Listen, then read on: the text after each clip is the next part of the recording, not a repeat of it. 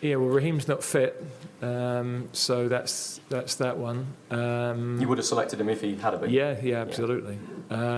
With Ben, it's similar with Ben and Trent, really. The three boys that are in as right full-backs, we've got them just ahead of those two.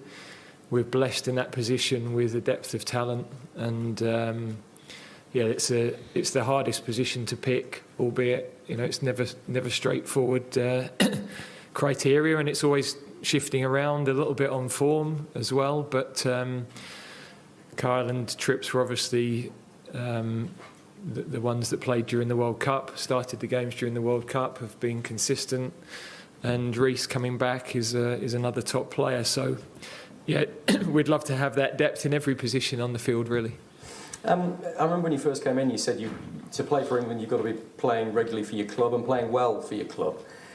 And have you found that increasingly difficult to stick to that? I'm looking at Lewis Dunk not in, Harry Maguire in, and various other players as well. Is it just too difficult to stick to that idealist philosophy? It's impossible.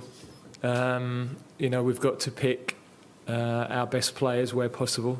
And then there's a balance between, do you go with a certain level of player who's not playing quite as regularly, or a level of player who's physically fit and doing well? But I'm not talking about specific names here, but as a general principle, I feel as though it's interesting talking to other coaches of national teams that they feel the same. You've got to try to pick your best players as long as they can get to a reasonable physical level.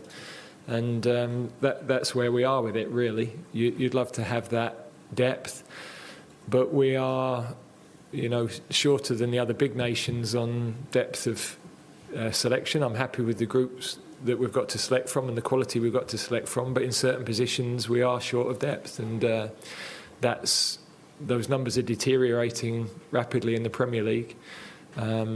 That's not a concern for me, I don't think, in the next 18 months, but in 4 or 5 years' time we've got to be really careful on that.